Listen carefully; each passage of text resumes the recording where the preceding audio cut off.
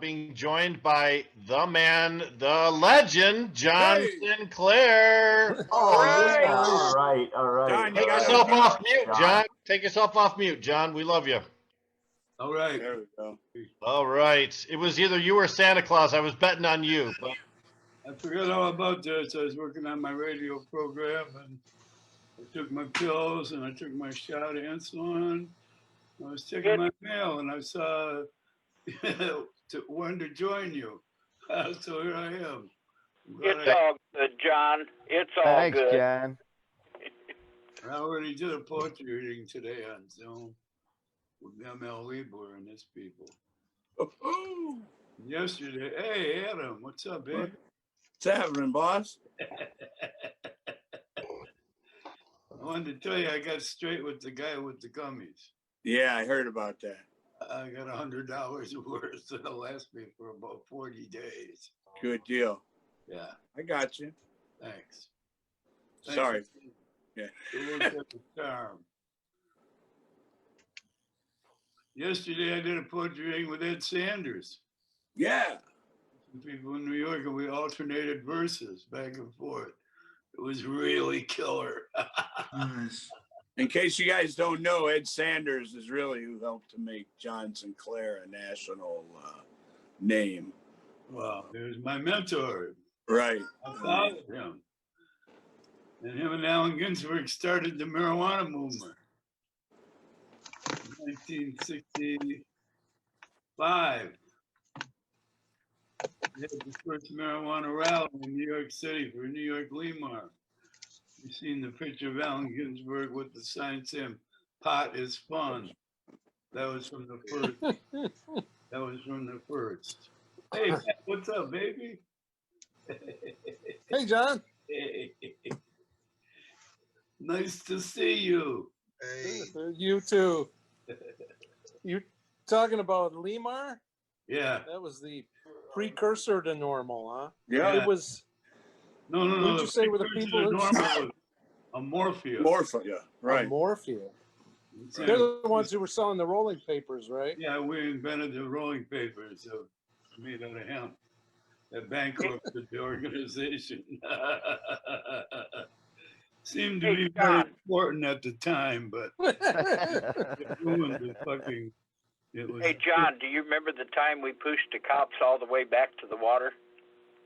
Where? There in down by Detroit somewhere. I thought it was, or maybe it was Ann Arbor. I just remember one time we there was so many of us that we actually pushed the cops back into the water. Oh, good. I don't remember that, but I wish I did.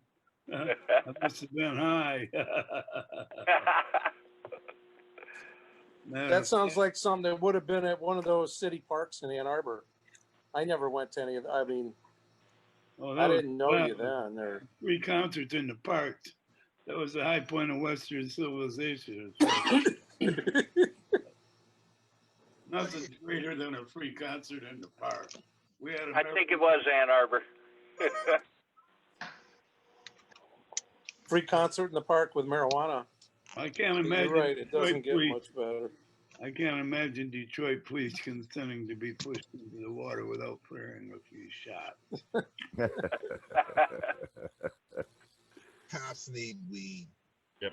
Hey, I was just thinking as I was walking in and out of the house, one of the persons that we haven't paid attention to tonight, Deborah Young, and I know John Sinclair. Yeah. You know, we talk about Deb. She spearheaded all those Oakland County campaigns, but well after that, Yeah, Deb. she's demonstrated herself to be a compassionate caregiver and a wonderful person. Right. I have another name. I must insist that we recognize another hero. Tim Beck. And thank you, John. Nice to see you. Yeah, Andrew Sissel. I know Andrew Sissel's unpopular, in some quarters, but I mean, he really worked with Deborah Young. I mean, he was a SIG gathering dynamo. Oh my God, this guy could get signatures. Bam, bam, bam, bam, bam, bam, bam. I just have to say Oh, that watching the chat, when Deborah Young's name was mentioned, a million hearts went up. When Andrew Sissel's name was mentioned, some frowny faces went up. Well, somebody feels don't like him, and I got accused of not endorsing the Democrat That's Party candidate. just I saying. got But hey, you know, I thought it's true that that whole campaign was based around all the southern Oakland County cities getting some type of legalization measure, lowest level law enforcement priority or something, was part of Andrew's campaign to run for House Representative.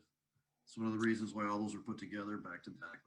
well, that might have been his Don't forget motivation. Tim Beck. So who cares? He got the signature. Don't forget Tim Beck. Yeah. I wasn't putting them down or anything. I was just explaining what happened. But the fact is, Andrew Sissel was convicted of elections fraud, and he kind of gave us a bad name, and he had collected all these signatures, and then got zapped for lying. So Nobody cares. Nobody cares. Wait a minute. First of all, seriously. Maybe some people do, but if it wasn't for Andrew Sissel specifically, the SIGs would not have been gathered. That is my, strong belief. So it's almost irrelevant. I mean, he did something good in his life. and I would point out in this modern era, Andrew Sissel got caught. Andrew Sissel did not do anything out of the ordinary. Yep. Andrew Sissel I got caught. don't fault him for trying to get something accomplished, but you have to do it through proper process, or else you bring the group down. We've seen a lot of people, that maybe tried to cut corners, and then the media just jumped on it to say, "See, told ya, those potheads." So it doesn't matter. They won. They Fuck the won. media. That's the whole thing. we did, we did, yes. So, I mean, all those Oakland County communities, and really, this was revolutionary. We talk about They're Andy eating and Deborah. shit now. Yeah, but I mean, all of those lower Oakland County communities, they really did. Because Oakland County hates cannabis, and it did. But we now have a new prosecutor in Oakland County, so that's likely to make things better. Yeah, well, we'll see how she reassigns Beth Hand and see what happens.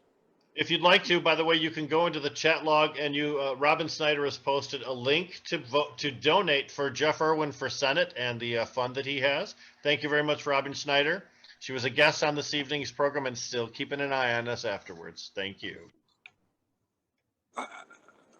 John Schlicker is another person we have to thank in the Northeast NORML chapter. He's been on there tonight too. The Northeast NORML chapter is one of the most active chapters we have. Benzonia, Northeast NORML, and Motor City. Yeah, Somebody- a lot of great work up there. Nobody's mentioned that really helped to get us where we are today and was a catalyst in many ways would be Tom and Raleigh. And they should be mentioned on today's broadcast. Absolutely. Because many people don't realize that Rainbow Farm was actually funding the PRA. And it was the PRA that got the ball rolling for this volunteer effort, which got us where we are today. So Yes, it did, Adam. Yes, it did. What about, man, we talked about getting a historical state marker at Rainbow Farms. What about we set up a GoFundMe and buy a piece of that land and put a smoking lounge in there? Wow. No you shit. can't. You can't. Well, private property. Devastate Private property never. now. Damn it! The ranch has been sold off. It is There's- gone now. You're never gonna get your Right. dirty hands on it, you hippies. Everybody's so I'm being a broke little now, extreme, fuck but 'em. hey. Well, they Well, split that's up the a good land or salary. something, Yeah, right? it's been But split up into like 5 parcels. okay. And it's my understanding that nothing can be really done with it, that the people that have it now are trying, but building on it's a problem, and That's bullshit. facilities. They still keep the original stage there in Right. The good stage shape. is there? Is the stage there? The original old- stages. The original stage is still standing and in shit. good shape. I tell you what, that's a state historical marker. That should be a historical land. When people come to appreciate our culture and its history, the history of the Right, it's cannabis fucking industry in history. Michigan, that's one of the things, like the Park Davis Hotel with the hemp industry from the 30s, that gets notoriety. But the things that revolve around the counterculture lifestyle from the 60s to the 2020s. Kind of, we don't have anything. We need to. We need to make sure. This out. Hey, Yeah. let's buy that farm. To come up to ever be like us ever again. Yeah. That's your goal. Yeah. So, and remember, Erase from history. if we don't remember our heroes, no one will. If we don't. That's right. Do that. I got a question for Mr. Irwin. Jeff, do you think there's going to be any action in lame duck, on anything? That's a big mystery to some people. I mean, between now and the end of the year, on marijuana. I don't think there's going to be anything in the Michigan legislature that's going to pass on cannabis law reform, except for, of course, there are a number of bills that are related to criminal justice reform more generally that I think are important to the cannabis law reform community. There's a whole bunch of bills that came out of the jail and pretrial task force that deal with trying to keep people away from senseless arrests. For instance, I have one bill in that package that has been voted out of the Senate with a big majority, and that's over in the House, Senate Bill 1047, that reduces the sort of use of automatic warrants when people have a failure to appear. It encourages the courts to use summons, and it creates grace periods for people to come in and take care of a failure to appear if they have a first-time failure to appear. And a ton of the people who are in jail right now are just there because they've failed to appear once. So anyway, there's all sorts of bills like that. And there's another one I think that I don't remember the number of off the top of my head that I think is important to this community, which is it says that your conditions of parole have to be, of probation and parole have to be related to the crime you committed. And I think there's a ton of folks who've gotten caught up in a situation where, the court orders them to do some sort of drug testing because of a crime that has nothing to do with that. And then that ends up getting them caught into a greater web of the criminal justice system, and it ends up ensnaring them and, their whole life in that system, which is not good for the taxpayers and not good for them. So there's a lot of good stuff happening. What's that? They get to go to treatment and be cured. It's a bad alternative. So, the conditions of probation and parole should really be related to your crime. So there's all sorts of good things like that happening. And speaking of crimes, just Oregon. Just please. Okay. All right. I agree with that. But do you think in lame duck, there will be anything that's, that's going to happen? I mean, again, I think we can agree that there's a kind of like bipartisan, idea of getting this criminal justice thing under control. I'm just asking about lame duck. I mean, I support whatever you support. Yeah, that's what I'm talking about in terms of lame duck. Those are bills that all could happen before the end of the year. They're either going to live or die before the end of this year. But if you're going to kick the mic to me again, I'm going to talk about what's happening in D.C. right now. I don't know if you've talked about this yet. I came kind of late, so I don't know which sort of heroes you've recognized or not, but there's action going on in D.C. right now, of course, talk about federal legalization, and whatever happens with that, without getting into the details of that, the one thing I want to say is, isn't it interesting that we're in this time right now where in our state, it's legal, and in, federally, it's not yet legal. So we're in this weird limbo period. And, I think eventually it's going to be legal federally. I think especially once states like Ohio and a couple other big states adopt it, the water is going to be over the waterfall, and the federal government's going to have to adopt it. I think we're going to get banking soon. But in the meantime, I think it's kind of interesting that we're in this limbo period. And I almost think it's kind of, there are aspects of it that I think someday we're going to miss. Sort of like, some days we miss the good old days of the cannabis legalization movement when it was still a gray market and people were, sort of feeling out, what it was like to operate in the state with a medical marijuana law,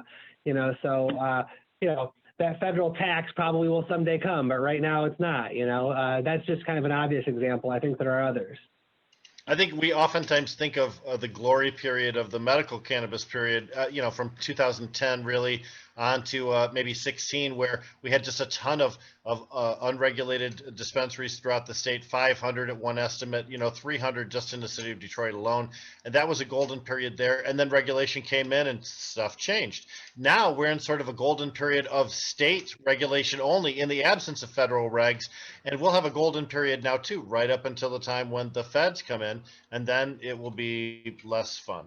So that is likely to happen. The MORE Act actually proposes, we talked about this earlier, proposes a couple things we really don't care for, including a tax that ranges from 5 to 8% on cannabis sales across the United States, and also a prohibition on anyone that's ever been even investigated for a cannabis crime from being in business ownership or principles of the industry. So it's Take terrible. that out of the Senate. Terrible. So we have those things we have to overcome before the MORE Act really can get my endorsement. Well, check this out. We could still. You need what 38 states to amend the Bill of Rights, the Constitution. So I'm thinking maybe I could get my rep to start something up to say, hey, let's be one of the states to amend the United States the 28th Amendment. Okay, the Hemp Act. You know, hemp is a right. I mean, we have 2 amendments dealing with alcohol. Yeah, baby. Right. Right. I like it that Richard thinks big, you know? He doesn't fuck around. Like, let's go right to the constitutional amendment. Just change Yeah, the baby. You know? John Sinclair loves it. Says, yeah, that's right. So the fact is, I mean, on a planetary scale, cannabis is moving forward at a light speed pace, and we're moving forward at a mud truck's pace, right? I mean, we got the big tractor wheels, we're kicking up a lot of dirt, but we're not really going forward so much. And other places are forming international treaties, they're forming lasting bonds, and we're missing out on that entire marketplace. Catch up with us. Yeah, the WHO just freed it.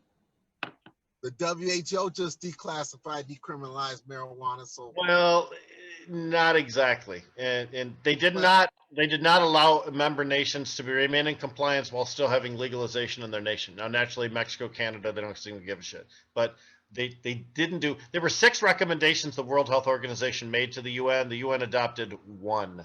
So, I mean, progress, yes, but not what it could have been. Yeah, fuck the FDA. They're not. Yes, they're really harsh. They're full of shit. They missed a COVID vaccine in 1 year. COVID vaccine in 1 year. And their only bullshit excuse about weed, they need more research. Well, you know, it's time to call bullshit on all of them. Senator Irwin, do you see this action from the MRA coming back next session, where they try to combine the 2 systems? You know, it's probably going to take some sort of legislative action, isn't it? Yeah, I do. Absolutely. And that's one of the reasons why earlier I said, you know, I think we need to, you know, take those suggestions seriously and make suggestions of our own.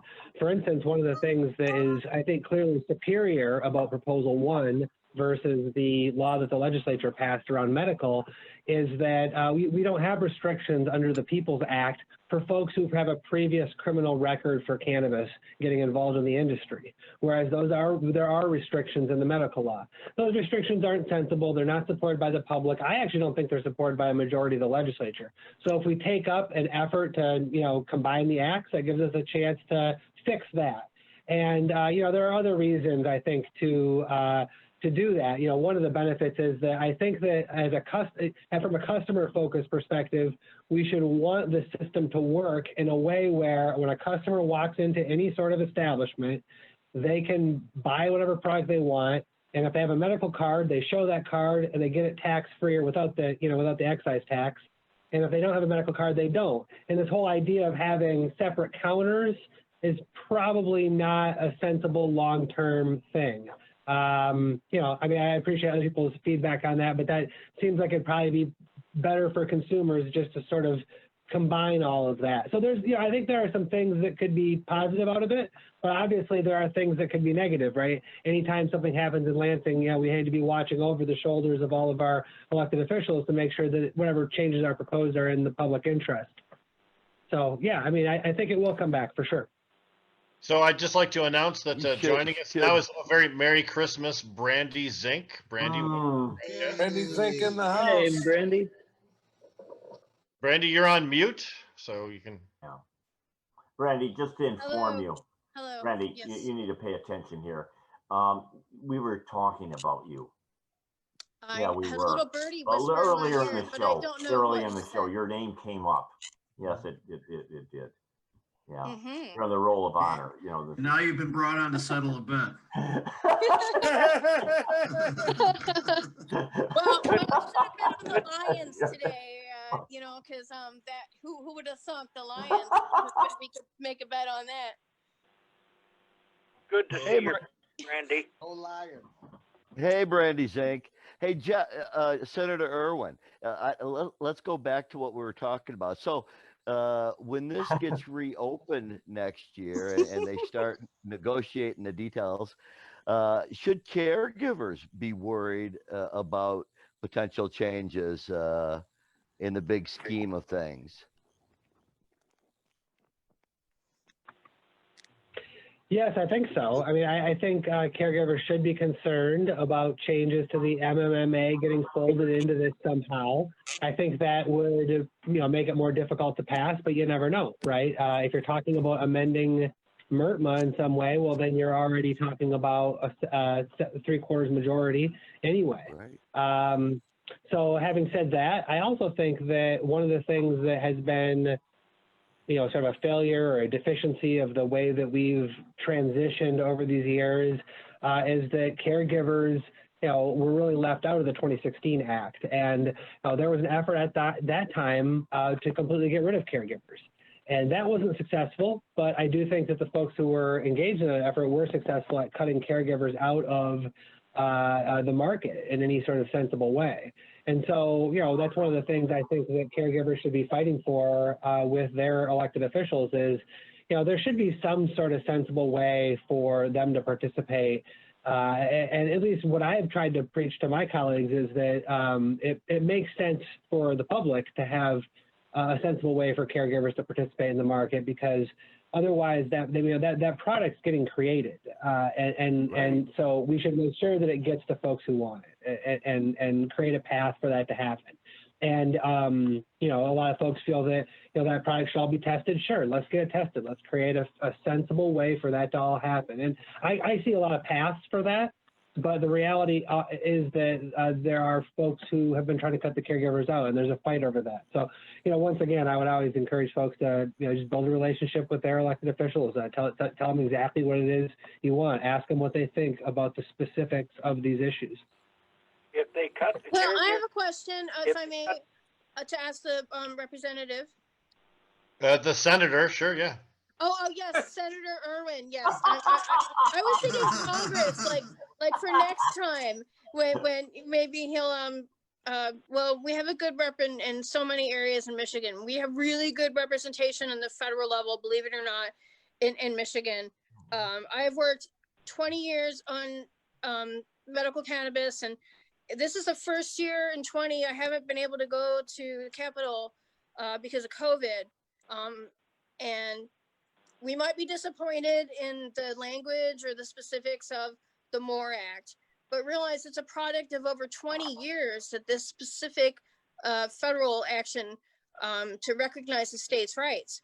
Michigan has incredible states' rights, the fact that we can grow, and that is a concern because of the commercial loss of tax dollars, or, you know, it creates a gray market, etc. But what would make our legislators comfortable with a standard of quality assurance for patients and proper labeling, etc., that isn't going to be burdensome to the mom and pop or the caregiver?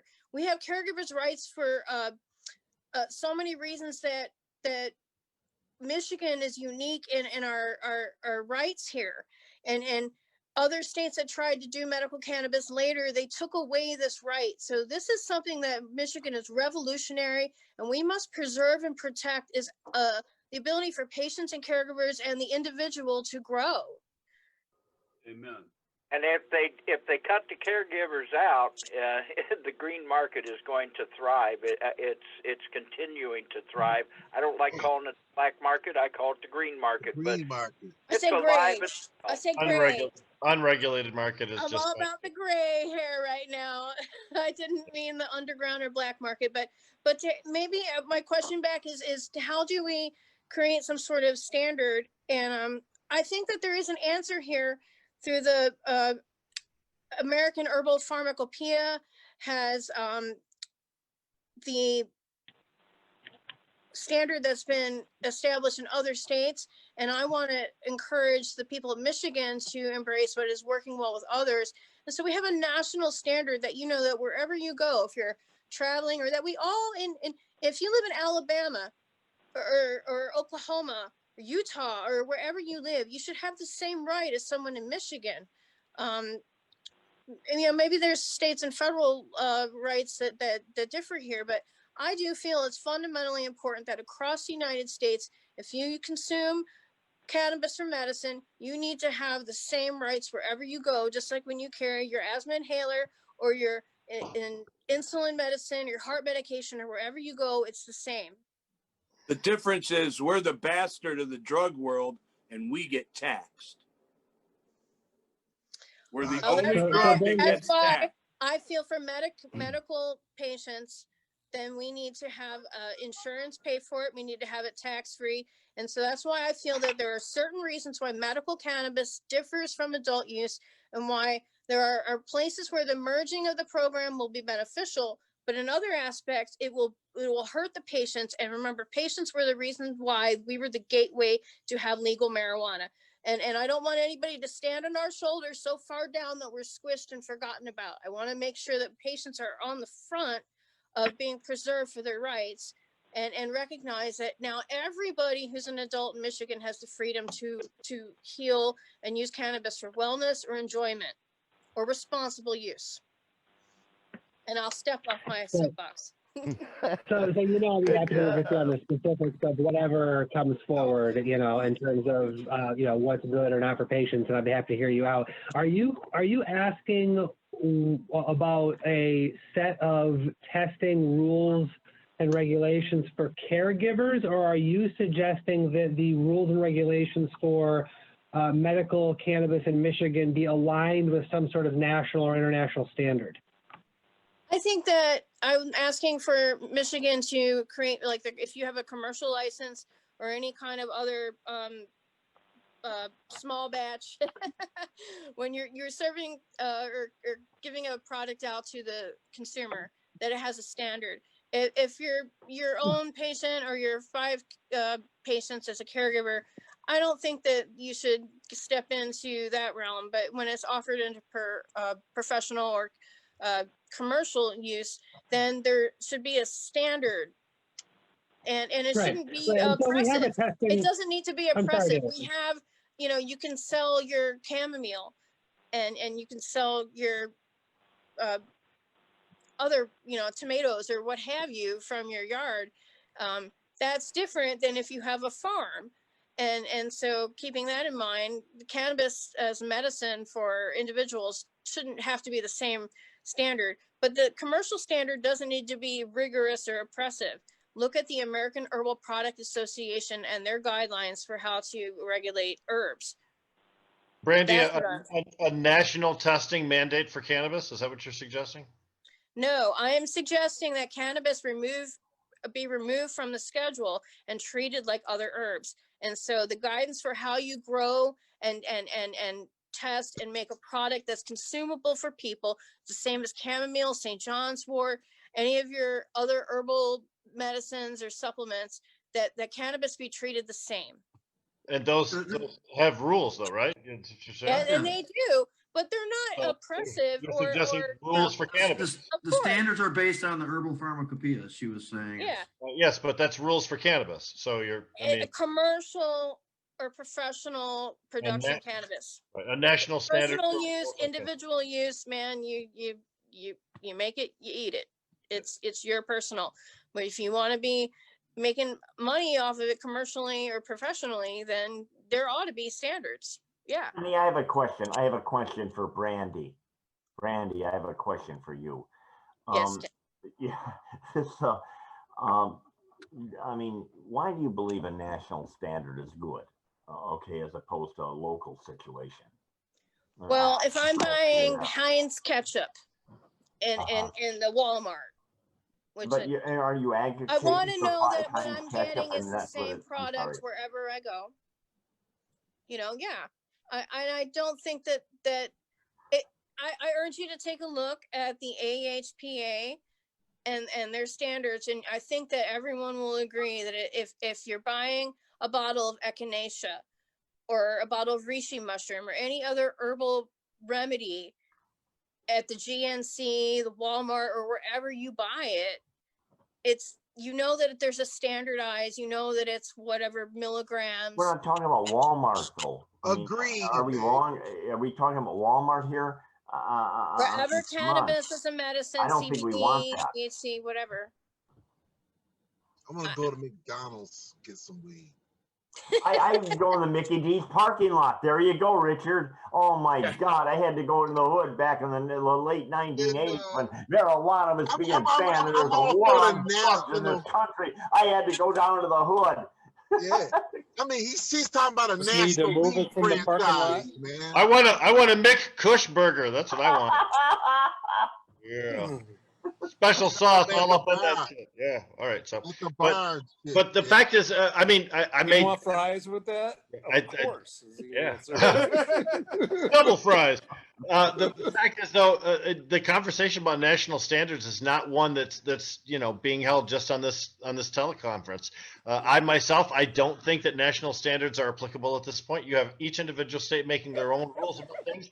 Trying to impose one standard that goes across all 50 states plus the territories seems like something that's already not been accomplished for very good reason. But ideally, on a long-term level, if medical would be to be embraced, or if legalization were to be embraced on a federal level, they're going to have a tax all the way across. They'll have other rules that go all the way across. When that happens, that would be the only time you'd get those type of regs. And I think that's probably far in the future. I think Brandy's arguing the regulated, like tomatoes approach, where there are standards, but they're not oppressive, as she said. But Brandy, Thank you, Mr. Abel. I agree with you. Yeah, except cannabis has THC in it, which might be psychoactive, and so we do pay special attention to things. And there are taxes on alcohol and tobacco in our country. I mean, on a side tangent, when we were talking about taxes. But those are sin taxes. Those are sin taxes. Marijuana is not sin taxed anyway. All right, we'll call it a happy tax. So you feel no. better? How about we don't tax medicine? Let's start with that. Well, but if you define cannabis as an adult use recreational drug, then it's not medicine any longer. Adult use means we don't get that argument any longer. You talking about the 6% sales tax, Adam, on dispensary product? When it is going to be. Okay, well, personally, I was talking at the moment about medical. I don't believe medical should be taxed at all, period. It is. It's got a 6% sales tax, right? Correct. It shouldn't be medical. Medicine is not taxed in Michigan. Only this one medicine is taxed. You know what? Listen, I'm a 2-time cancer that sounds survivor. Like a lawsuit they should tax cancer drugs before they should tax marijuana. They should tax diabetes drugs before they tax marijuana. They should tax all kinds of drugs before they tax marijuana. If we're going to call it a drug. Now, the adult use thing, that's a sin tax. I don't care what they say. Hell, we were proposing pot for potholes at one point. Yeah, we still are, man. I like that idea. Some of you are. Hell Listen, yeah. I don't believe these legislature, and no offense to my good friend once again, I don't believe these legislature idiots should have the use of our tax dollars on things that they fought us on for so many years. I'd have no problem putting all this money into an account somewhere and waiting 20 years till all of these idiots that voted no are no longer part of the legislature. And now that money gets to be used by the legislature and the budget looks good. If the governor had fixed the roads on the backs of marijuana people, we still have people in prison over this. How do you make sense of that? That's my issue. Well, Hey, what's that? See everybody. Happy anniversary, everybody. Hi, Tom. Oh, this is the anniversary. Oh, thank you, Tom. Today is the 2-year anniversary of personal freedoms, December 6th, 2018. That's the anniversary. See your face, Yeah, Tom. that's a perfect segue to what I was trying to say to make my exit, which is that, we're here. I'm hearing folks, honoring a lot of the heroes, folks who've put in time to reform our cannabis laws. And one of the things I'm still eager to hear more about are some of our, folks, some of our cannabis reform heroes who are still in prison right now. There has been a tremendous effort around Michael Thompson. I just really appreciate all the folks who put a tremendous amount of effort into trying to get that gentleman out of prison. He's been there too long.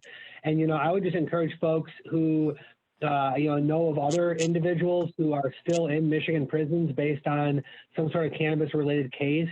Bring those folks forward, identify them to me, identify them to other folks who are out there who are helping individuals get exonerated and get out who are in prison still for cannabis crimes. There aren't a ton. I know that there, you have to find folks who have some slightly more complex cases than just cannabis crimes per se, but there are still folks in prison right now in Michigan, 2 years later, who fundamentally what it was that they're in prison for is just marijuana. And we need to identify those individuals and get them out. So if folks know of those folks who are still doing time, identify them to me. I'll try to use my resources to, let the department know, let the governor know, let my colleagues know that those individuals are still in there. Because at the beginning of my time in Lansing, 2 years ago, a year and a half ago, we introduced legislation to try to, exonerate and get out these folks who are still in prison for cannabis crimes. But that legislation didn't move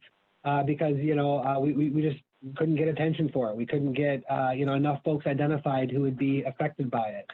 Folks sort of thought this issue is solved. Well, it's not quite totally solved. There's still a couple folks who we need to identify. So help me do that. Thanks for celebrating with me. Thanks for being part of this important change in our state. Thank you, Senator Irwin. Thank you, Senator. Thank you, Jeff. Hey, right. Well, Dana Nussel got that list already. Mm-hmm. Yes. She already has that list. She already has that list of names. Mm-hmm. And she's went through a bunch of cases already. She's a big resource, Senator Irwin. Man, go check out. Yeah. Yes. Well, the Michigan Cannabis Prisoner Relief Project. Michigan Cannabis Prisoner Relief Project is Redemption Cannabis plus the Cannabis Caucus of the Michigan Democratic Party plus Last Prisoner Project, several other groups too, trying to free Michael Thompson, Rudy Gammo, several others. I know we spoke about that earlier, but we've been going at this for more than 3 hours, almost bumping up for a long time. So maybe people have just tuned in and may have missed that conversation earlier, but Michael Thompson did have a parole board hearing. It was not that long ago. I testified, 13 people testified on his behalf. Nobody testified against Michael Thompson, and that was the official time for them to do so. Now the parole board will have their hearing when they're ready, after they get the transcript of that proceeding, and then they'll be able to decide whether they want to recommend parole or not recommend parole. Once they get that decision, then the governor has some freedoms to act, to commute the sentence, or to grant parole. So, and regardless of what their opinion is, the governor has the ability to do whatever she wants. Yep. This is actually just a formality. And the reason this formality is happening is because the governor's office wanted it to.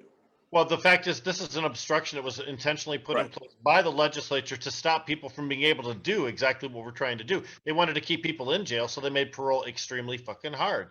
And this is one of the ways in which they made parole extremely fucking hard. You need to email have like a call in, like Lee Chatfield, march up to his office with doobies and shit. Sharky. Hey, come on now. Hey, Richard, I had an idea maybe you'd be interested in. Remember when all them dudes went to the Capitol with guns? Yeah. What if we showed up with doobies? That's right.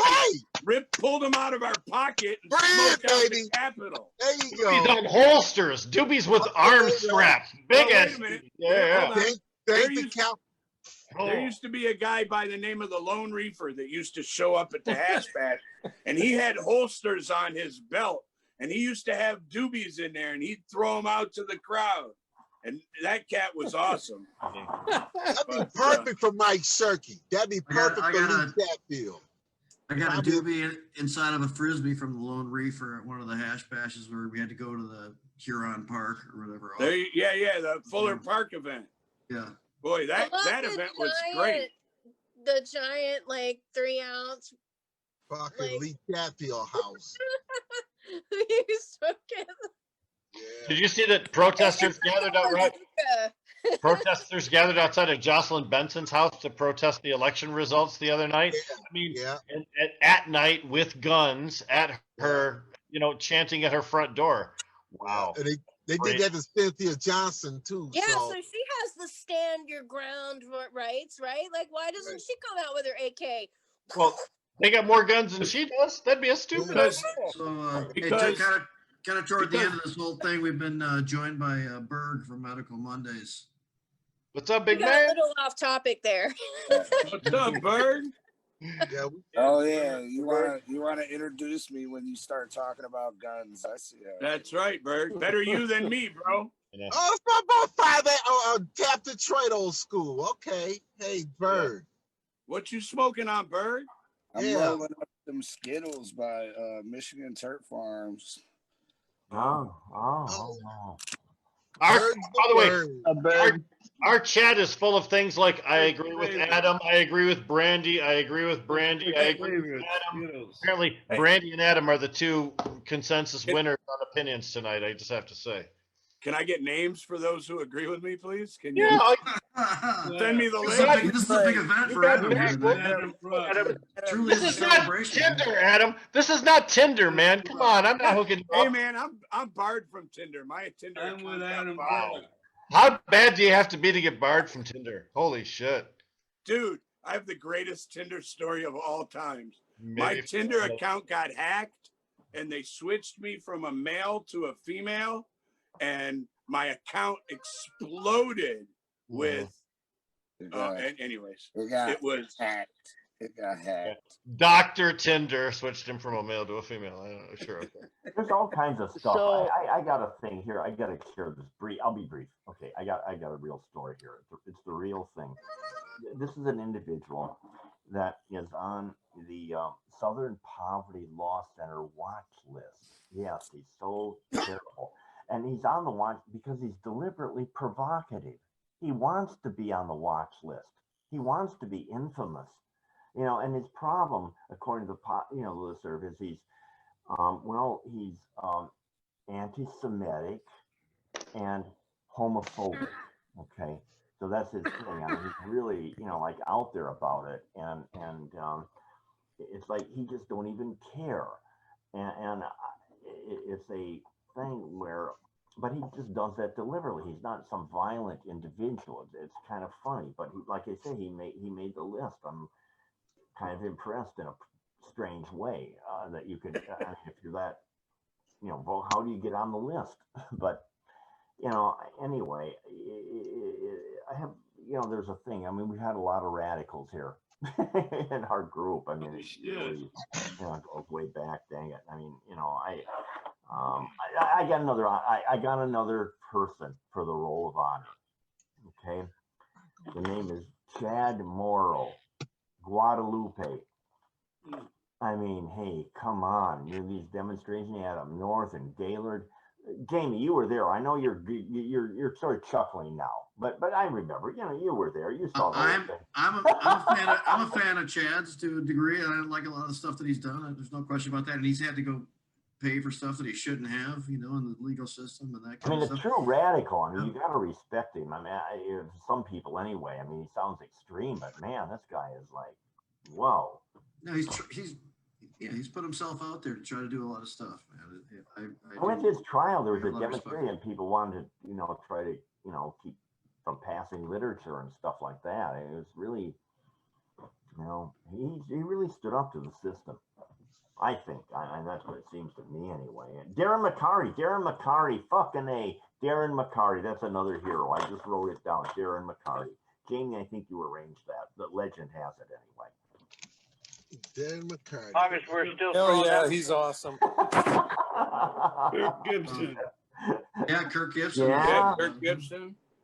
As long as we're throwing out names, let's not forget Laura and Matt Barber. Let's not forget RG. Oh. And I know Brad Forster's on here. Yeah. Absolutely. Yeah. Matt And, Moore, How about the oh name? my God, Here's one Matt for Moore you. Barber. Randy Here's and what I Lori, have. and I think of Randy and Lori Krause, who opened up their East Bay Lodge to us for all those years. Oh yeah. How about this name? How about Chuck Kyle? Oh yeah. Yeah. Yeah. There you Well, go. how about Chuck Kyle's son, Curtis? Curtis rode a wheelchair from Monroe, Michigan, all the way to Washington, D.C. to support cannabis law reform issues covered by USA Today and the press. So, I mean, Yeah, we Chuck's. tracked him on Yeah, he did. Planet Green Trees on his way there and back too. Yeah. Yep. Another thing that is really not cannabis related, but it really is pretty darn important.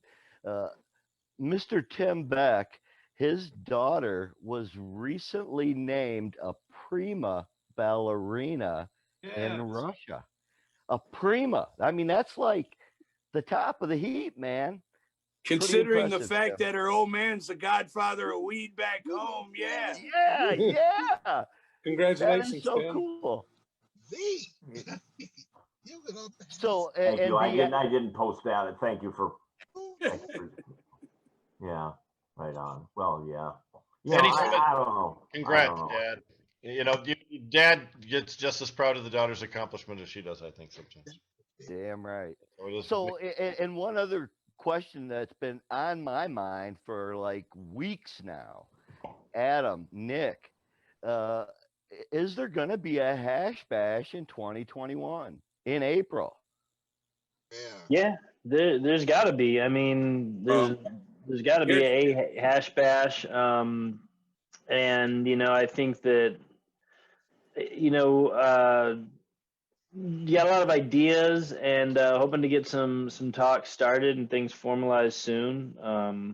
But Not a big definitely not a big physical gathering though. no, it's gonna be. I mean, there's gonna, I don't know what's, I don't think the university is going to allow anything just like they didn't last year. So, in a sense, like we didn't have much say one way or the other, but we obviously canceled it. But if people gather. I don't know that they will, but we're definitely going to be planning for a online format and hopefully make it special and enticing.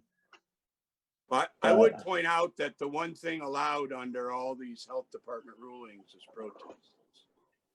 So this would be the 50th annual Ann Arbor Hash Bash. And the fact of the matter is, if you follow the CDC guidelines, there are ways to socially distance and appear in public. And we know a lot more than we did last year.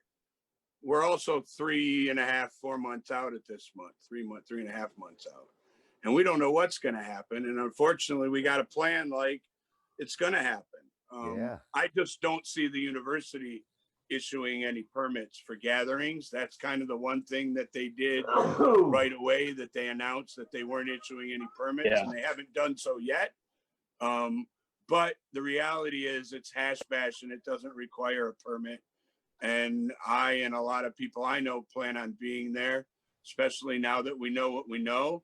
And I assume it'll come down to a bunch of masked up people standing 6 feet away from each other. Yeah, I wonder how big it'll ultimately be, because I mean, there's still a lot of folks that normally would go that just won't, and but ultimately I don't have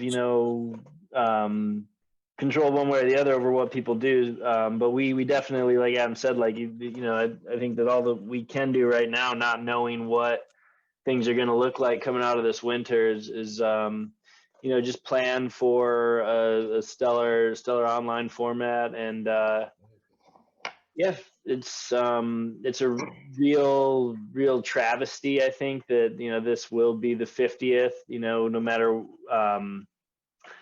whether it's what it's looking like ultimately.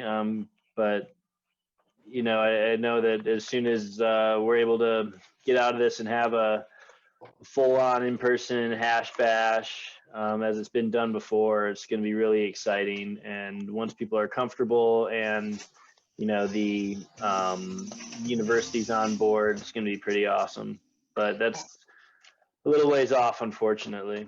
I think it's going to be about another 15 minutes, maybe 20 minutes, and then we're going to end the broadcast. So let's, if we could, how about if we have a little bit of a time for each one of the folks on the video here to just give a final thought about the last 10 years and 12 years, and maybe ideas for things going forward. Mr. Beck, let's start with you. Well, I didn't think I was going to be the first to get hit on. I will give some. I'll go for it. It's alphabetical. No, it's not alphabetical. Okay. You're always the first to get hit on, aren't you? You're my upper left-hand corner, so I started with you. The Godfather. Oh, thank you. Well, I try, I try year after year, month after month, day after day to think positive, to try to look at the best possible scenario, and work to that.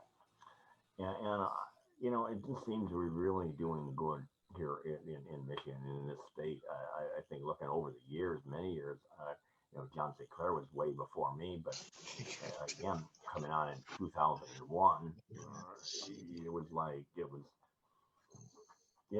tough. And we did this medical thing, and then there was a movement built out of it. Adam, you've been around a long time. Brandy, you were way the line, and back then, and prior to the 04 initiative, or 08 when medical was passed all across the state. Then activity really got going. It was before that was Michigan NORML. Other folks, some of us on the show, were there, and then it just really started to take off.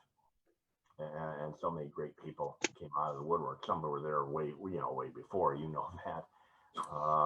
But it just took on a life of its own, and it's just been so good. Michigan has been a wonderful state. I mean, in the sense that, okay, you look at infighting in Ohio and Arizona and stuff like that over the years, it just made things more and more difficult, where I think the community here always had legitimate, differences of philosophy and, how do we handle this and where do we go and how do we get it done? And the great thing about it is that really we got it pretty good. We really did a very, very, very good job. I mean, everybody, there's just no, we just got the job done. We got a good law here. We got a good law. And the thing is, I'm not interested in any radical change, period. Right to grow, the caregiver system. I think the caregiver system will go down of its own accord. Especially the so-called big marijuana and all that, but it's not to pass a law banning caregivers. Excuse me, fuck you. Okay, Thank you. Any law banning right to grow, fuck you. Fuck you. That's my deal. That's all, man. I love you all. I love you. That's what I'm just thinking right this moment. We got a lot to be happy about. I love it. Thank you. Mr. John Sinclair, you, sir, are next. Would you share your thoughts with us as we close out the event? Well, I go back to when marijuana was a narcotic. And where it's a city, smoke marijuana publicly was like putting a target on the middle of your back. That was a long time ago. We've come a long way. I think in the last 10 years or so, since 2008, we started to make some good steps forward. But we aren't anywhere near where we want to be when we say free the weed. We want weed to be like free. Really? Not a special tax issue, not a way for these pigs who have put us in prison for 80 years to make money off of us. I think that should be illegal, and I think they should be charged with crimes for doing this. That's what I think. I think the regulation that's needed is that which applies to carrots, tomatoes. It doesn't need any more than that. You don't have to have no special license to grow a motherfucking carrot. You grow a carrot because people want to eat some carrots and see better, So people want to grow some weed for medical reasons or to get high off of, or both in my case. I'm a patient who likes to get high. First off. Right, Matt? Right on, John. So I think you have to keep pushing at them to move the regulations back and to get marijuana completely out of the hands of the police and the state. and have a marijuana situation. Where if you want to grow some marijuana, then you pay taxes on what you sold it for, like another citizen who sold some carrots. That's where I think it should be at. I don't think there should be no special stuff. There should be no penalties. They should have amends, or what do you call it, reparations, for people like myself and the millions of others who have been violated by this system. Reparations. Reparations, there you go. So I still think we got a long way to go, and I think these police have, we were a gold mine to them. The war on drugs was like a license to print money for the police. They gave them immense powers that had no business in America whatsoever. And it's going to be hard to strip them of these powers, even though the law, the legal underpinnings aren't there. They aren't really about the legal underpinnings. They're about that gun they got on their belt, you know, and how many of them there are, and how many cars they got, and tanks, and jails, and all this bullshit. So it's going to be a hard struggle to wrest control of weed completely from the creeps who gave us the problem for all these years. The media, we're doing okay with them. Now the media, the Detroit papers, they got people on the staff who are marijuana writers. Well, that's the way they should deal with it on the government issue. Oh, fucking A. That's You know funny.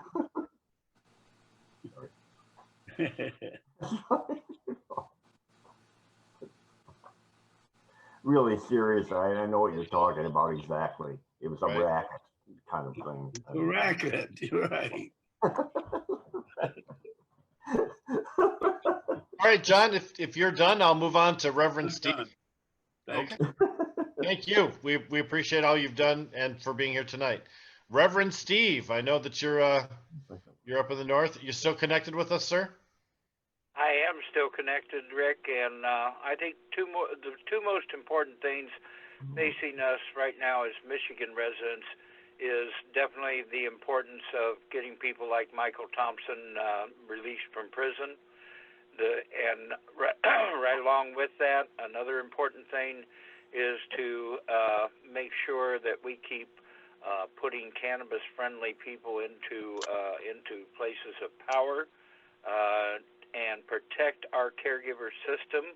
We should never lose the right or privilege of being able to legally grow our own or grow for our friends and neighbors if that's what we so desire to do. And then finally, I just want to leave you all with a question, or maybe something for you to think about. But we've been talking a lot about this up here in northern Michigan. Does anybody know anybody that uses cannabis on a regular basis that has contracted the COVID disease? That's something to think about. I know Adam Brook has been asking this question, and I think Yes, I do. I know lots of people. The issue isn't that. The question becomes, if they got it, how did they fare? Yeah. What did they go through? I actually have. Adam, we're wrapping this up though. We don't have time to jump into another subject. I want to give everybody a moment to talk. No When I get to you, I'm going to go to Richard Clement right now because he's got, he's in the car. I want to make sure he gets a chance to get inside if he wants to. Plus, he looked like he was falling asleep a minute ago. But the Detroit Lions shirt though is badass. Thank you for wearing that. It was a good game today. Well, I got to thank my wife, Cynthia Willoughby there, and she said hello, Reverend Steve. And I tell you, this has been a little long journey from everybody like going to jail until now. We're almost like commonplace with the House legislation coming through, the change in attitudes. Even on a national level, we're still making noise and influence, and I'm still gonna bitch about the picture, okay? I ain't giving them that shit. I mean, that's an insult to IT, man, but right. I'm looking at them filling up. I mean, looking at fix my damn street with hempcrete, stuff like that, and I think this thing is going to go exponentially. We open up a can of worms, and now the worms are going to get different jobs and improve the quality of life in the cities, you know. So, and plus, we're going to expunge free all federal pot prisoners. Okay, that's what we free all federal pot prisoners. Tell you know if you got a Twitter account, light up Kamala and Joe and the rest of them, but. In the end, we're going to have to amend the Constitution. We got enough states that we could force the federal government to do what we got to do, what we want.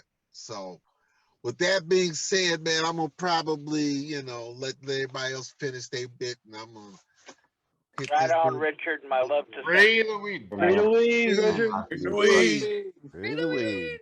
Free the weed, people. Matthew Abel, you are next, sir, on my wheel of talking.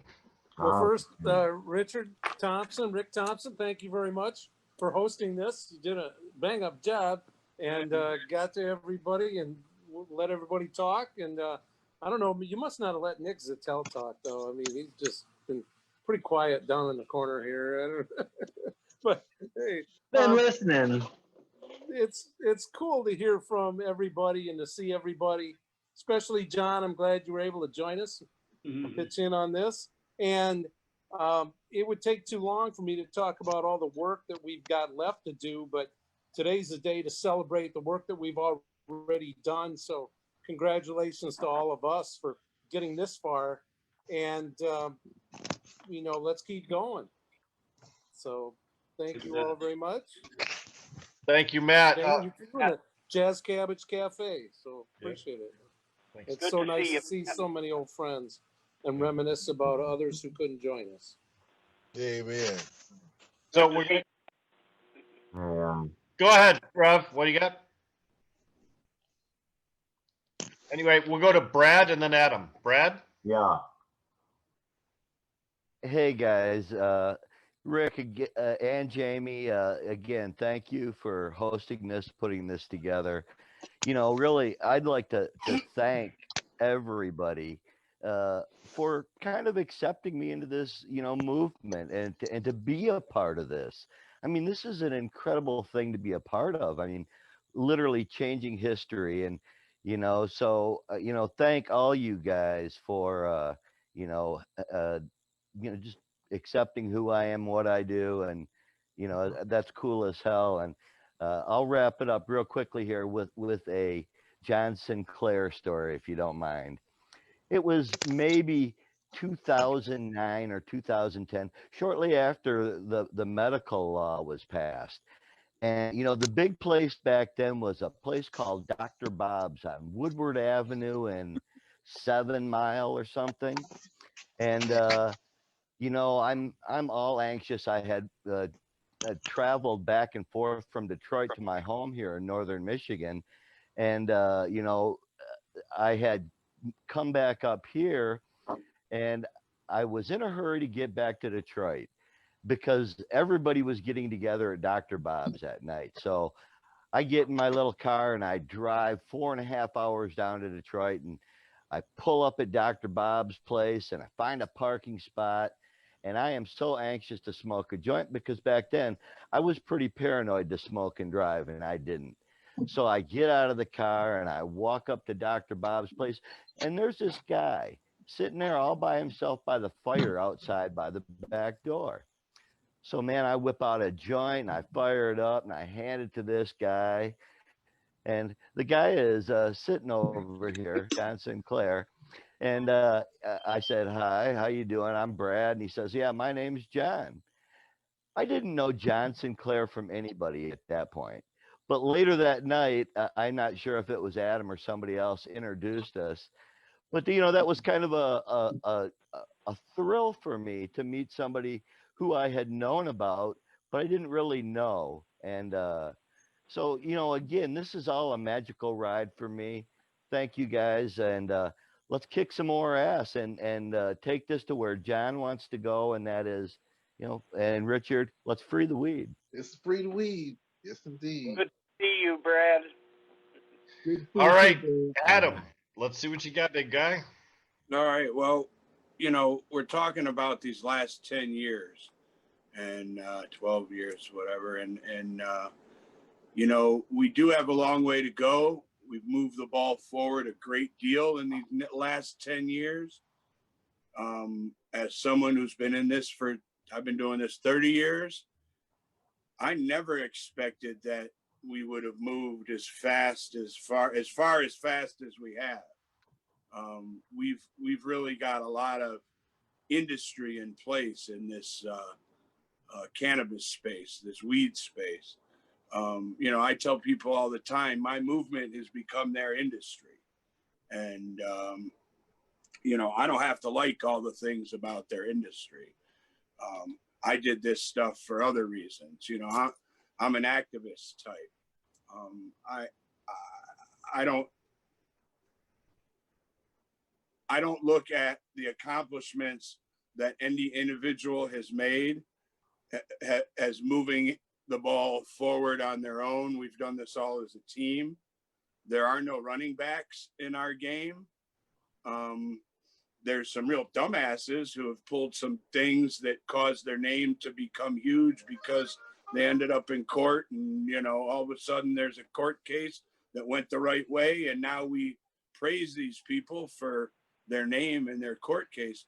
But the reality is that this is a team effort, and our team has gotten in the last 10 years exponentially bigger. And that has made our fight somewhat easier. I like to point out that there was a time where we couldn't get any media exposure. Now the word weed, cannabis, marijuana, whatever, it's in the newspaper, it's on the TV, it's on the radio, everywhere in every community, all across the nation, every day. I said earlier that, you know, I was in this since the days of fax machines. We used to send 400 press releases out, hit a button. Man, it was great. When we got a fax machine that would actually send out 400 press releases hitting one button, and it was the same press release. Store the numbers, yeah. That was awesome, man. All of a sudden, we got 30 phone calls from the media. It didn't take a week of sending out. Every day we used to come in and send out faxes all day long. All of a sudden, got a new fax machine, hit a button. And then all of a sudden, this internet was happening, and you could research things. And it wasn't just reading stuff out of books. And the cool thing was, you could get information from other people. And one day somebody passed me the name John Sinclair. And I was able to reintroduce John Sinclair to the Michigan cannabis game, weed game. Bringing John to Hash Bash was a game changer, because this was 5 years before we started really doing anything in Michigan on a political level. And this enabled us to create this motion of historical activism. And, you know, it was huge. And now 10 years after we have some form of legalization, if you look back 10 years from now, I don't believe you'll think what we did the first 10 years was much of anything. I think we're going to do so much in the next 10 years and 20 years. I mean, the future is huge on this. To the point that someone mentioned COVID earlier, and I reached for it because I didn't want to forget it. But just recently, there's a study from the University of South Carolina about COVID and THC. Now, how much more relevant do you get than COVID and THC? So we're not on the come up anymore. We're there. So it's fun to be a part of that. I have to say that. I'm happy that, you know, I can call a lot of you people my friends, and the rest of you my acquaintances. And you know, it's fun to do this, because the reality is that this is about correcting wrongs, and this is about correcting what was done to people and how the government treated us over the last 80 years. And, you know, some of us are a little bitter about that, but we'll get there. So I appreciate that, John. John's been hearing me rant for years. So, you know, he smiles. I know I'm doing good. So. Thank you, Adam. We know, Adam, what keeps COVID from taking us down. We know. Yeah. That's right. We're gonna go to Brandy next, and then Nick. Brandy. Oh, I'm so honored and thank you so much. I'm so happy I moved to Michigan.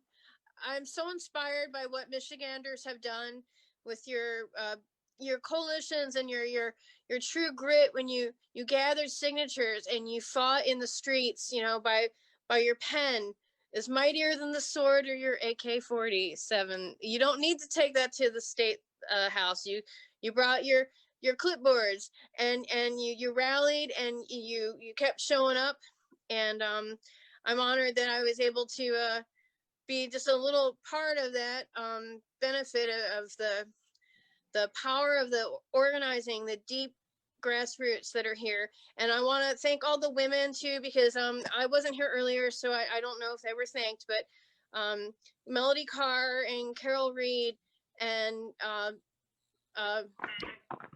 Renee Emery and so many other women. I want to thank them all too, because I don't see a lot of women in cannabis in the early days, and now we have more and more of them, and so Michigan has really done a grassroots effort to protect the rights of the grower and the patient and the caregiver and the true spirit of the freedom of cannabis. Truly, you have fought to free the weed.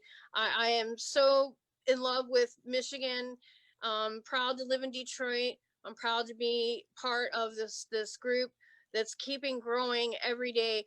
My 20 years of working in this, I never thought that we'd even see this day. So thank you, Michigan. I'm so proud of you, and your freedom is spreading better than COVID, because it's healing, it's blessing the world. Your true freedom that you've made here in Michigan, may it grow and grow and grow across the universe.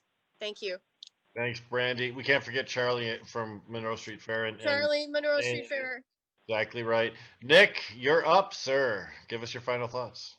Yeah, thanks, Rick, for putting this together. I know last year there was a celebration at Cannabis Council, and this year we're just making do with what we can. So this is still very important to commemorate this. And I've been kind of waxing nostalgic the whole time. Every time I hear a name, and so many have been dropped, and we've been able to acknowledge so many of the frontline warriors and the local celebrities of this movement. And I know that for everyone who's been mentioned and so many more who weren't mentioned, we may not be able to say that they made it, any one individual made it happen, or it wouldn't have happened without them.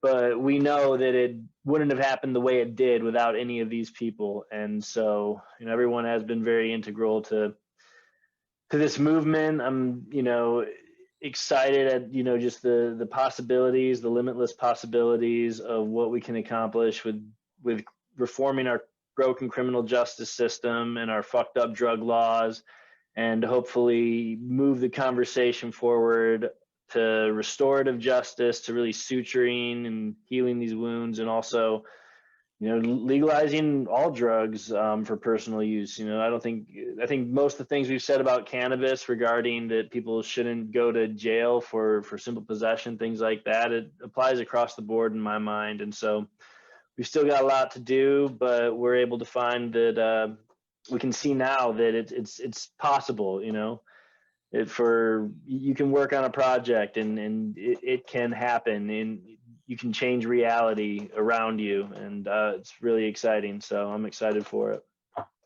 Thank you, Nick. How about if we go to the BER to the F and G, Berg from Medical Mondays podcast. Let us know exactly what you're thinking right now. Next, Richard. Hey! I hear it. Go ahead, man.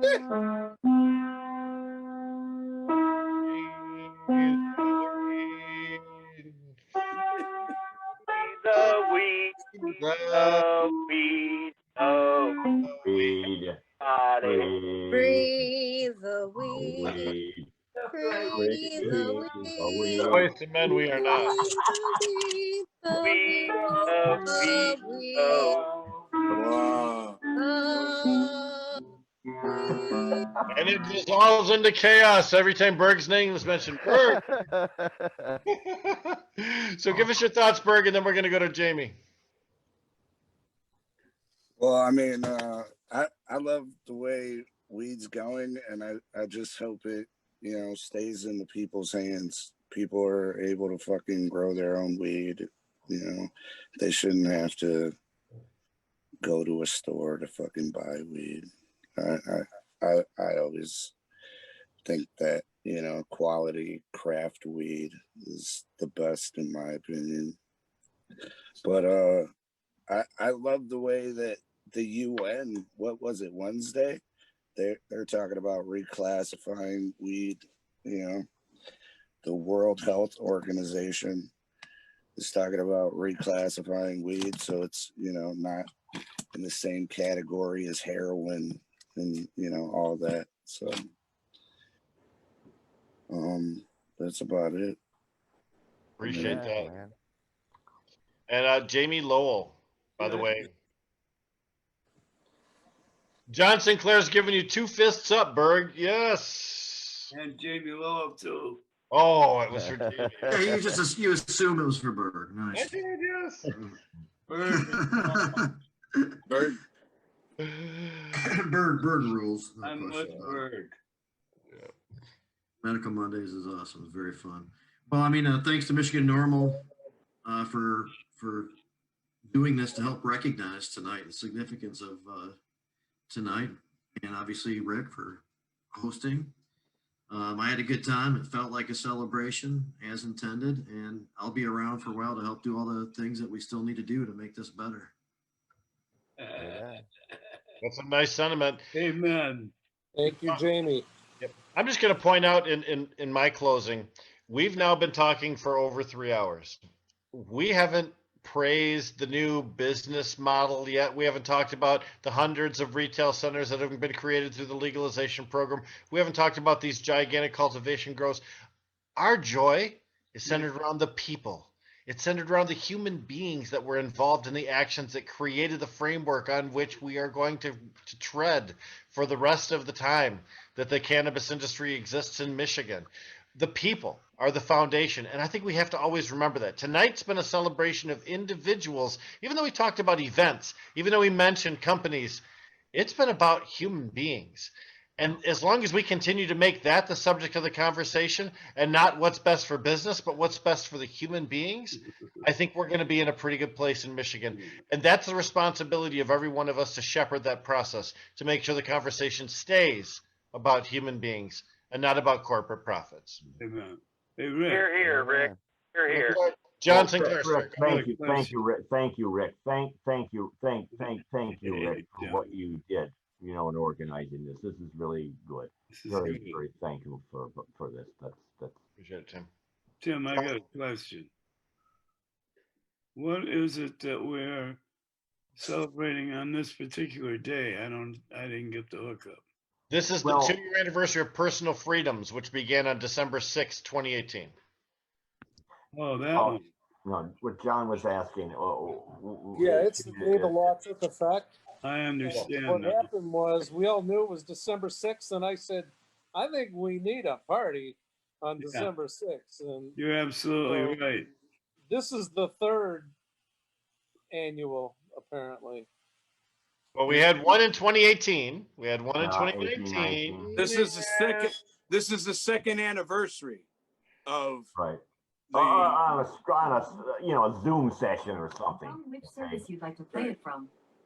Yep. Well, thank you very much for joining us. It's been a really long broadcast. I appreciate everyone hanging in there. Thanks to all of our guests. Thanks to Senator Irwin, John Sinclair, Reverend Steve calling from up north, all the other folks that participated too, those that were able to share their thoughts, and everybody on the chat. We had a huge chat conversation tonight. It's been wonderful. Thanks for the huge. Oh, man. Oh, my God. Oh, wonderful. Thank On you. behalf of Michigan Normal and everybody else, thank you so much for tuning in. We appreciate that.